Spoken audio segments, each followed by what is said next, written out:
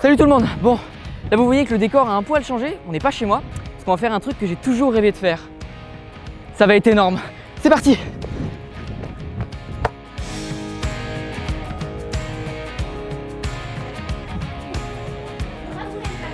Ah ouais.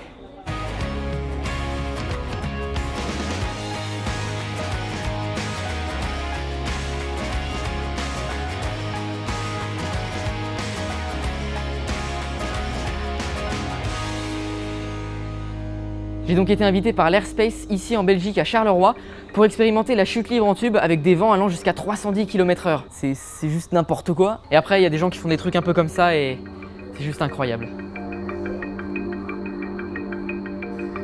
Comment ça fonctionne? Ça va fonctionner avec de l'air et avec des moteurs. Donc on a 4 moteurs qui sont assez conséquents, qui vont pousser de l'air, faire tourner de l'air, et donc cet air qui va être dirigé va pouvoir te permettre de voler.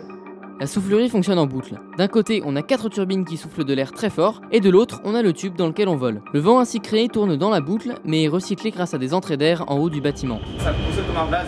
Donc t'as l'air qui rentre d'un côté, il arrive dans une grande salle, et c'est quand il arrive dans le tunnel en fait, que vu que c'est réduit, c'est là que t'as du débit, c'est pour ça que t'as de la force en fait. Ouais, c'est l'effet Venturi en gros. C'est exactement ça. Le tube a un diamètre plus petit que le reste de la boucle. Ainsi, par effet Venturi, la vitesse du vent augmente dans ce tube, tout comme la force qui nous pousse vers le haut. Et pour connaître la vitesse du vent dans la soufflerie, on utilise des tubes pitot, des petites sondes qui mesurent une différence de pression qui peut être par la suite convertie en vitesse. Voler dans un tunnel est simple et amusant, donc relaxez-vous et n'oubliez surtout pas de sourire. Ce signe signifie plier les jambes. Les appareils photo et les téléphones sont interdits dans l'antichambre.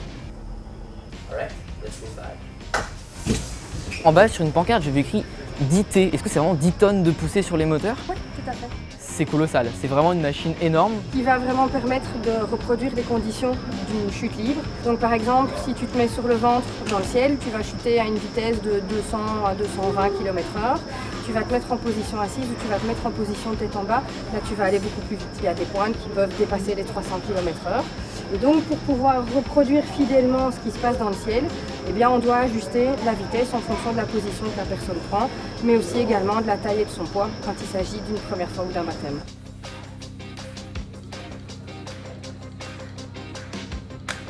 Salut.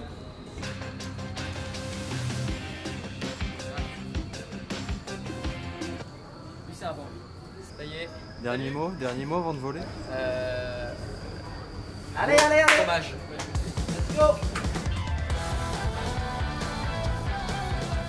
On était un petit peu moins d'une dizaine à voler pendant cette session et on a évidemment attendu notre tour un à un. Chacun vole durant le temps qui lui est dédié et ça passe au suivant. Et bien sûr, vous me connaissez, quand mon tour était presque arrivé, je me suis mis à faire le con. Je me suis calmé direct. Et enfin est arrivé le moment de mon vol et c'était vraiment génial. Dès qu'on rentre dans le tube, on se pose sur un gros coussin d'air, c'est vraiment particulier. L'instructeur est toujours là dans le tube pour nous tenir au début et puis pour nous aider à corriger notre position.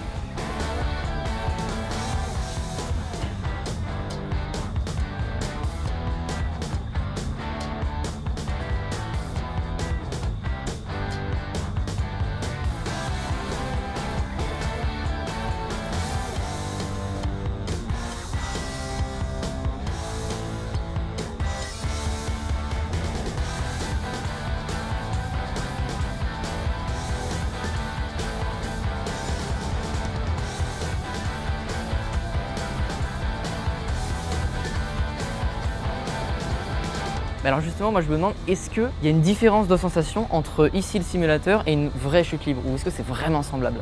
C'est vraiment la même chose. Donc la position que tu vas prendre avec ton corps, les mouvements que tu vas faire, ils vont être les mêmes. Quand tu commences l'apprentissage, l'instructeur il va au fur et à mesure te lâcher un peu, te laisser voler de manière indépendante et puis t'apprendre les différentes positions de vol. Quoi qu'il en soit, j'imaginais ça beaucoup plus simple. Pour moi, il y avait juste du vent et on se laissait faire dans le tube. Et ben en final, il y a une vraie position à adopter pour pas finir dans les vitres. Mais par contre, les sensations là-dedans sont juste ouf. On a vraiment l'impression de voler quoi.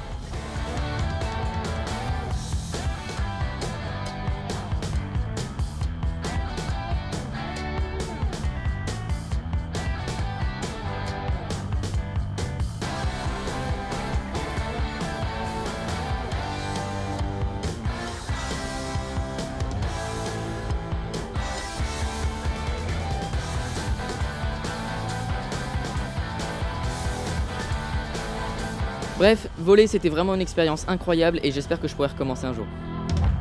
Il y a des gens comme moi qui sont venus en fait juste expérimenter la chose une fois. Est-ce qu'il y a des gens, des pros par exemple, qui viennent de façon récurrente s'entraîner ici? Oui, tout à fait. Donc on a deux catégories de pros. La première, ce sont les parachutistes. Donc c'est-à-dire qu'un saut en parachute, la chute libre, elle va durer entre 40 et 60 secondes. Dans le simulateur ici, ce qui est vraiment génial, c'est que tu vas pouvoir par exemple voler 15 minutes. Donc quand tu auras fait 15 minutes de vol, c'est un peu l'équivalent de 20 sauts en parachute, mais qui vont être beaucoup plus rapides puisqu'ils sont enchaînés. Et donc l'apprentissage se fait de manière plus rapide. Et puis avec la création des simulateurs, ça va permettre aussi aux personnes qui n'ont aucune envie de monter dans un avion et de s'en jeter, de pouvoir sentir ces sensations de vol. Et donc nous, on a quelques clients qui ne sont pas parachutistes, qui ont découvert le simulateur et qui ne volent que dans le simulateur. Bon bah c'est bon, je peux mourir en paix. C'est énorme, c'est un truc de ouf. J'aimerais quand même commencer par le fait que j'ai jamais pris autant de vent dans la gueule d'un coup. Genre 300 km/h de vent, c'est juste inconcevable, c'est n'importe quoi. Je le referai. Carrément une échelle pour monter dans le bâtiment. En haut, quand on est monté tout à l'heure, on a vu des grandes ailettes. Ok, donc là, énorme entrée d'air, il y a un vent de dingue, c'est énorme, ça fait 4 fois ma taille. Ah ouais. Ok, bah, de ce qu'on m'a expliqué, après tout ça, ça peut se fermer et s'ouvrir pour réguler l'entrée d'air.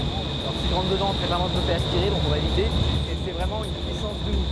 C'est quoi l'intérêt de faire rentrer de l'air? Pourquoi on n'a pas juste un circuit fermé qui fait juste tourner de l'air? Parce que d'une part, l'air il faut quand même le remplacer, il ne faut pas qu'il devienne vicié, parce qu'on respire quand même un peu là-dedans. Et puis en étant en mouvement, l'air va chauffer. Donc en ayant un apport d'air extérieur, ça permet de garder un air qui est frais et de garder une température qui est viable. Merci beaucoup de m'avoir permis de faire ça, c'était juste incroyable. Merci d'être venu nous rendre visite.